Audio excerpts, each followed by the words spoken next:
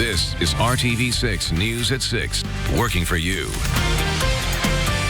Potholes so big, they're bottoming out cars. See what we experienced when we came to the apartment complex and the issues we actually ran into ourselves. That's ahead.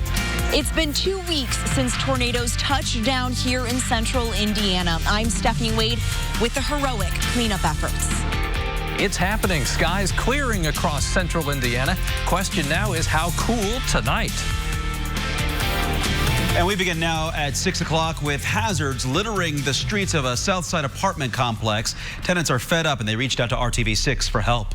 They're concerned about their personal safety and preventing damage to their vehicles. RTV6's Paris LaBelle is working for you on the call for road repairs. It's this apartment complex on the south side, and there's potholes as soon as you drive in. The residents here say it's causing them more than just issues with their cars. As soon as you drive into the crossroads at South Green apartment complex off Thompson Road near Southeast Street, you can see them. Huge chunks of pavement missing from the road inside the complex. And the water is deceiving. You can't tell just how deep they are until you drive over them. A concerned resident reached out to us after she says the apartment complex isn't fixing them. And even though she's replaced the tires on her vehicle, she says it's more about safety. A lot of kids. The best way to get through here is to stay up against the edge of the carports and the cars. So if you come up and you stay real close to them, you can miss most of them. But then you got to take the chance of one of these little kids running out in between the cars. She didn't want her face on camera for fear that she would be retaliated against. But while we were talking to her, the complex manager came over and spoke with her. We're doing our best. Don't get me wrong. I mean, I know this is every year, but now we're taking care of all the potholes that they're really deep. The manager didn't answer our questions, and nobody from the complex ever returned our calls. But what can you do if you run into similar issues and the management company isn't fixing it? It's a little bit of a gray area. The city told us if it's a safety concern, first call the Marion County Health Department. They can help with safety issues at apartment complexes. They also say try reaching out to your city-county counselor to help you address the issue. If all else fails, you're stuck having to get an attorney involved. Management says they're working to address the issue. It's just been too wet to be able to actually fill those potholes at this time. In Indianapolis, Paris LaBelle, RTV6. Thanks, Paris. And 2 weeks ago today, 4 tornadoes ripped through central Indiana.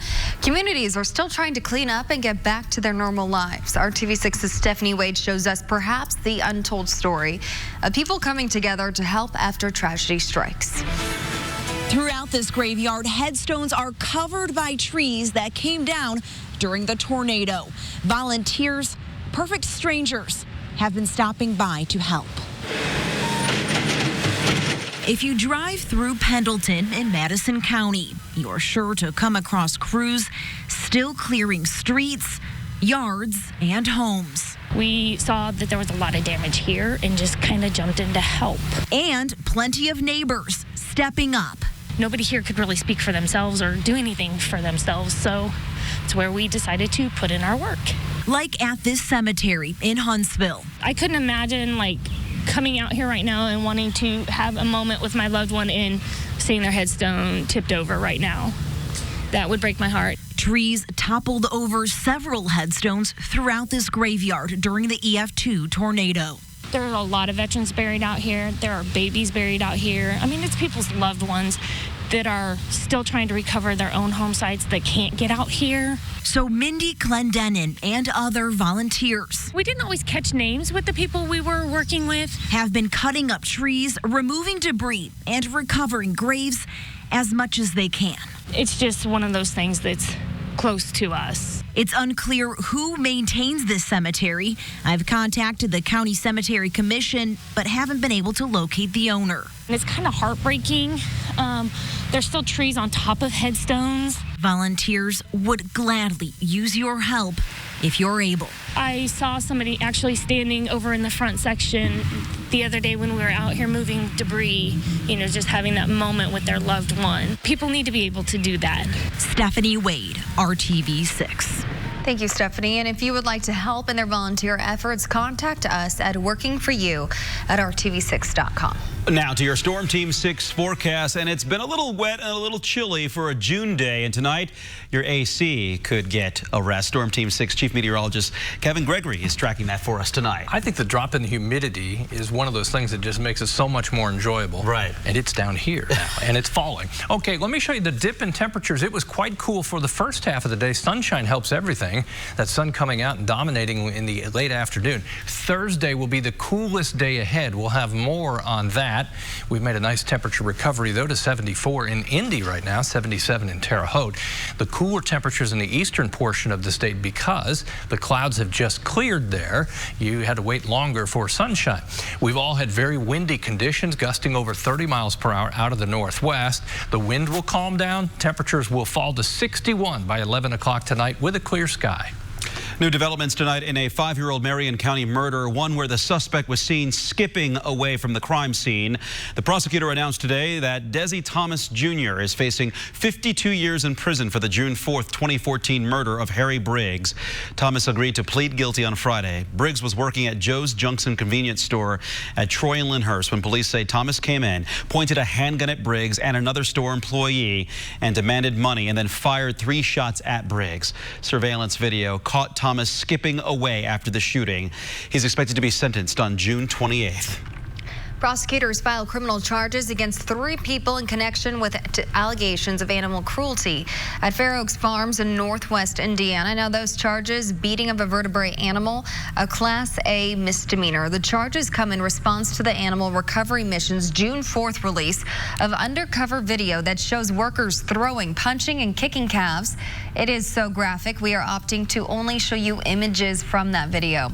The Animal Recovery Mission maintains Fair Oaks Farms employees committed the animal abuse, and when the group reported it while undercover, they say nothing was done. The sheriff's office says they will release the names of the people charged within the next days.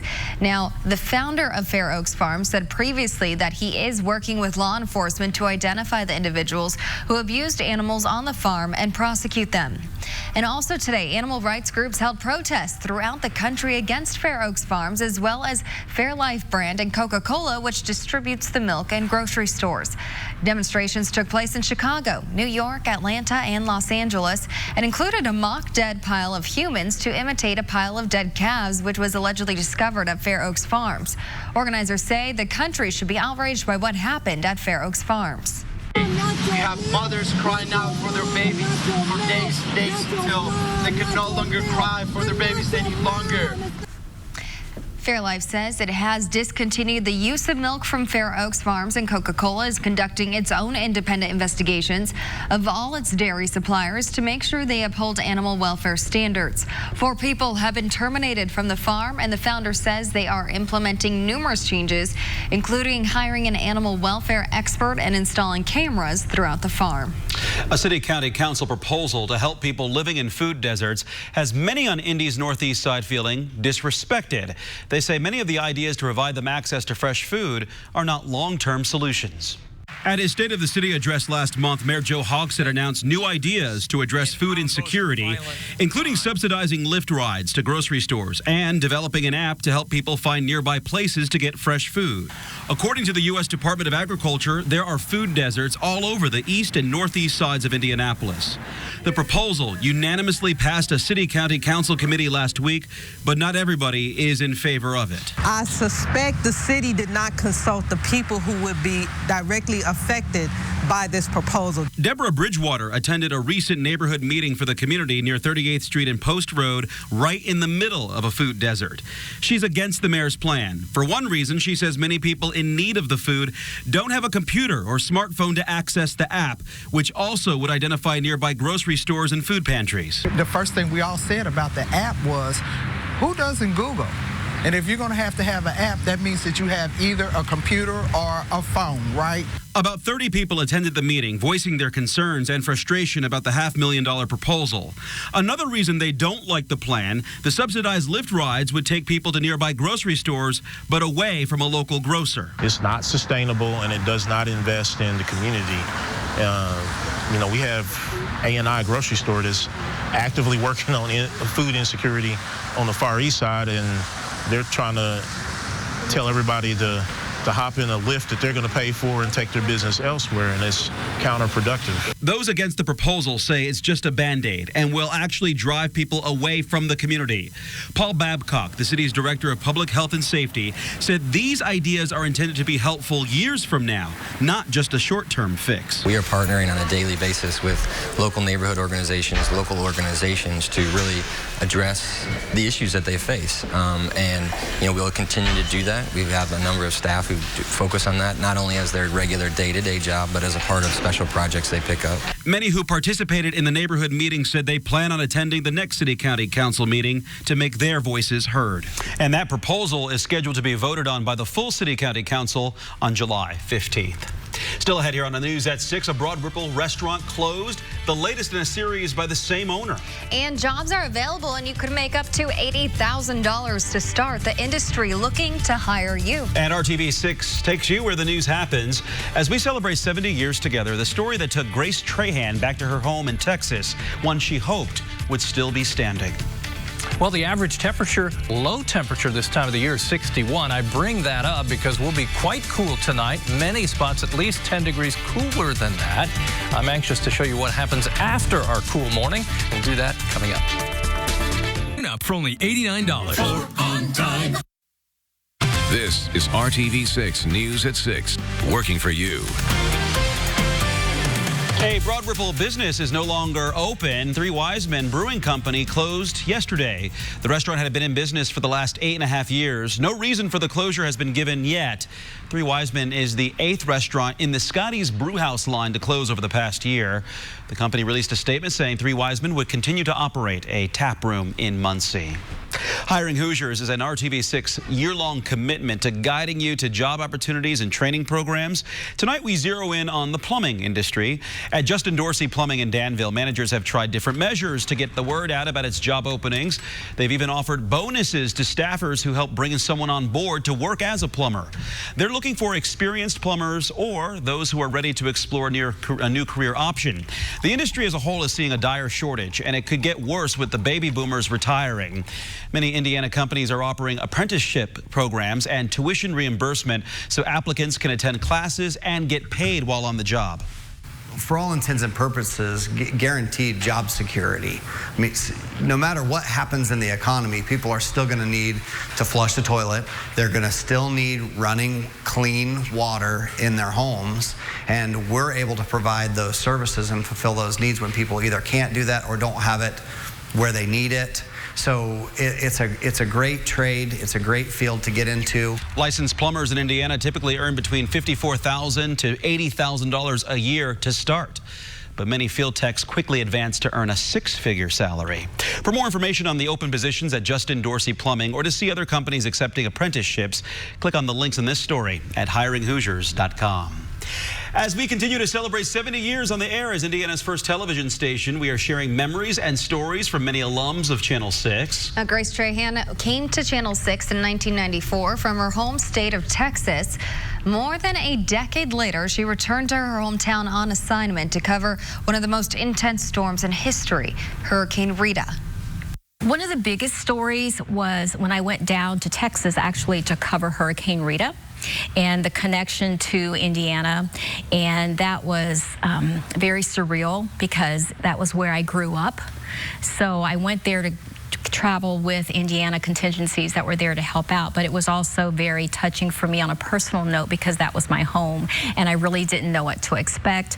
And so it was an interesting situation to be in because I found myself having to tell the story for the people back home here in Indiana, but I was also seeing my friends in Texas, many of whom lost everything. Hey, how are you? Well, my dear friend Betty Harmon graciously took me on a tour of her neighborhood, which was one of the hardest hit in Orange. This is my home here with the trees right in the center, and if we'd have been in the bed, it'd have got us.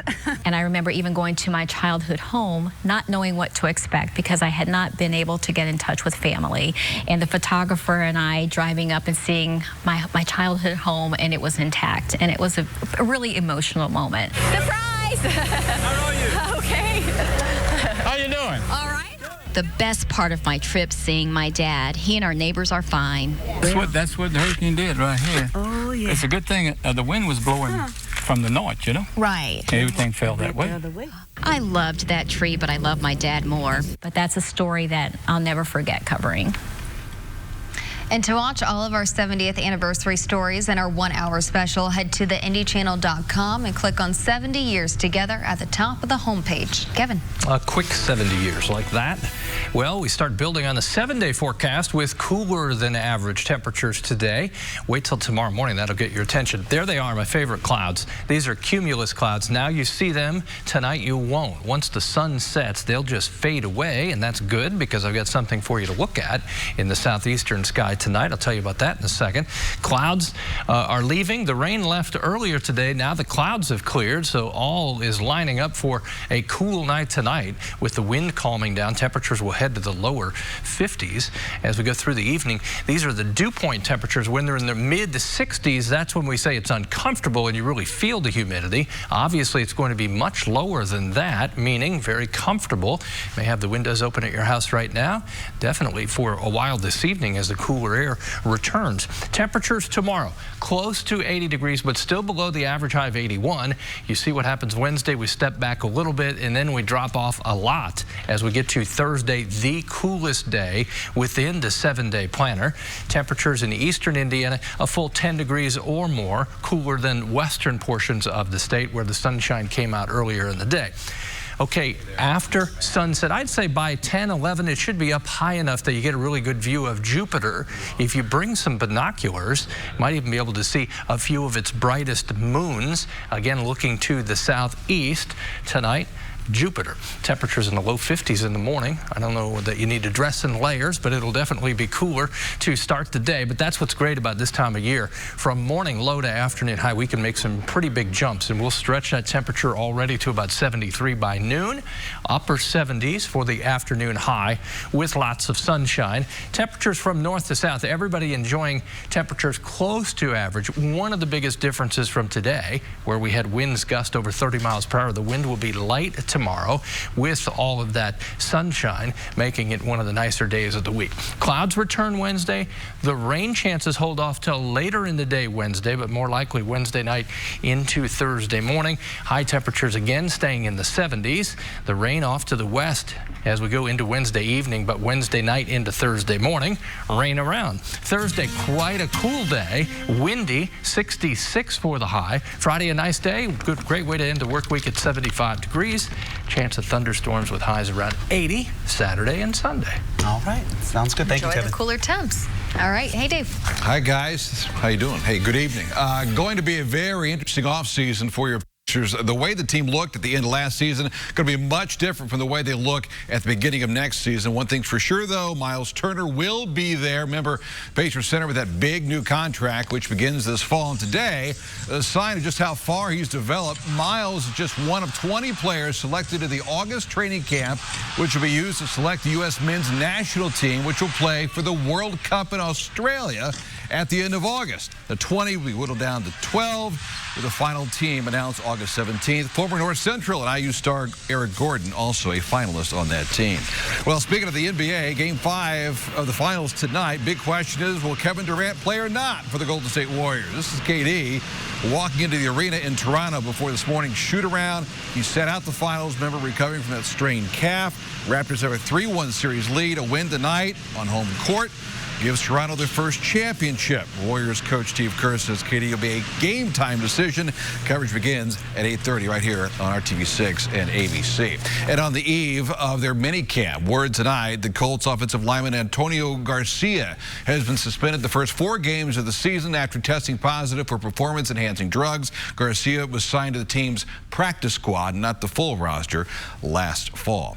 A very cool event at the Hawthorns Country Club in Fishers today. The folks at Northwestern Mutual hosting their 7th annual Drive for a Cure, benefiting the Alex's Lemonade Stand Foundation for Childhood Cancer Research. Several former Colts on hand, including Ryan Dean, Rick DeMulling, and Joe Wright. An annual event that has raised $1 million over those 7 years.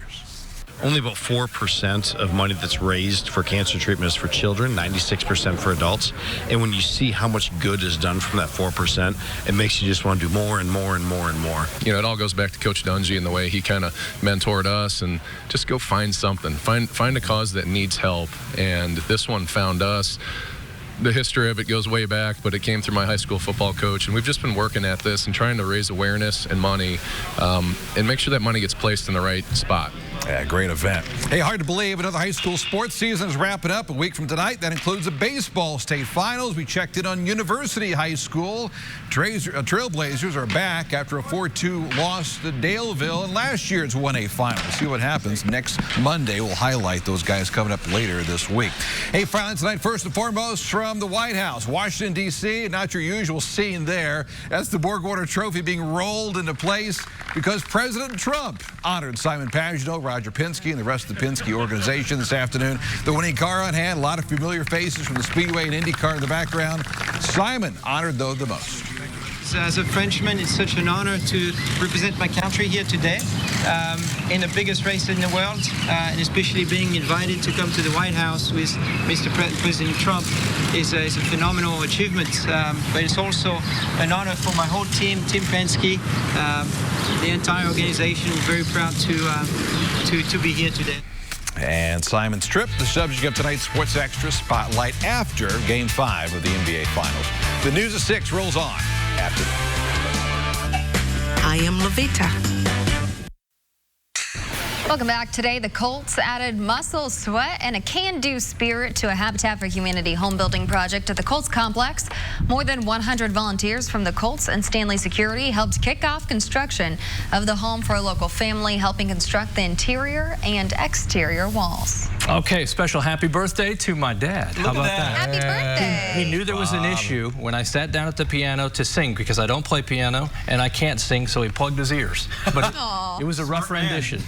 Happy 82nd. He's still a young man. Happy 82nd there. Good to Does hear. he still do that during your weather forecast? I hope not. He goes like this. Happy birthday. We'll see you at 7.